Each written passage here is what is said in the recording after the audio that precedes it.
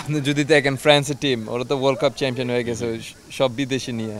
So আমি চাই আমরা সেম একটা ভালো এক্সপেক্ট করি, কারণ আমরা যদি হেড টু হেড করি মানে ইন্ডিয়ার প্লেয়ারের সাথে, I don't think that's a big difference. So আমরা এক্সপেক্ট করি একটা একটা পজিটিভ রেজাল্ট।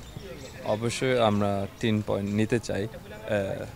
আর হামসা নিয়ে মানে I think Hamsa will be the best player in this group overall, and in South Asia I think he's the best player.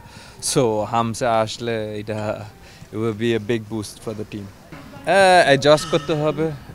আমি আসলে ওনাকে চিনি না, সো আমি এত ইনফরমেশন দিতে পারি না, বাট অফকোর্স কোচ হামসা মানে ফাহিমকে চুজ করছে, so I think he is a good player. আর ফার্স্ট উইকে মানে উনি আগে অ্যাডজাস্ট করতে হবে, তারপরে আমরা দেখবো। একটা পজিটিভ থিং না, কারণ সারা ওয়ার্ল্ডে মানে অনেক বাংলাদেশি খেলোয়াড় আছে আর প্লেয়ার আছে যেটা বাংলাদেশে ন্যাশনাল টিম রিপ্রেজেন্ট করতে চায়। সো আমি চাই আরও আসলে ভালো টিমের জন্য, কারণ অন্য দেশটা সেম করতেছে। আপনি যদি দেখেন ফ্রান্সের টিম ওরা তো ওয়ার্ল্ড কাপ চ্যাম্পিয়ন হয়ে গেছে সব বিদেশি নিয়ে। সো আমি চাই আমরা সেম। আই থিঙ্ক এবার অনেক ইয়াং প্লেয়ার আছে, so overall is a good mixture of seniors আর new players. Maximum I think আমরা 8-10 জন লাস্ট 3 বছর ছিল কাবরেরার সাথে, আর বাকিটা নতুন। So I think it's a good mix. I think আপনি যদি দেখেন লাস্ট 3 বছর আমরা কোন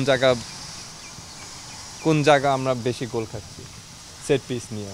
সো এটা আমরা কাজ করতে হবে না, কারণ এটা আমরা অ্যাভয়েড করতে চাই আর অ্যাভয়েড করতে হবে একদম। সো ওইখানে মানে ওই জায়গা আমরা আরও ইমপ্রুভ করতে হবে। অফকোর্স র্যাঙ্কিংস ওরা ইমপ্রুভ করতে হবে, বাট এই বছর ভালো চান্স আছে। সবাই চায় এই ম্যাচ, আর সবাই এই ম্যাচ খেলতে চায়। যে 28 যারা আছে সবাই খেলতে চায় এই ম্যাচ। সো আই থিঙ্ক যারা টিমে নাই এখন ওরাও খেলতে চায়। আর আমরা লাস্ট ম্যাচ ইন্ডিয়ার সাথে খেলছি 19-এ। হ্যাঁ, বাট ওইখানে আই থিঙ্ক 19-এ।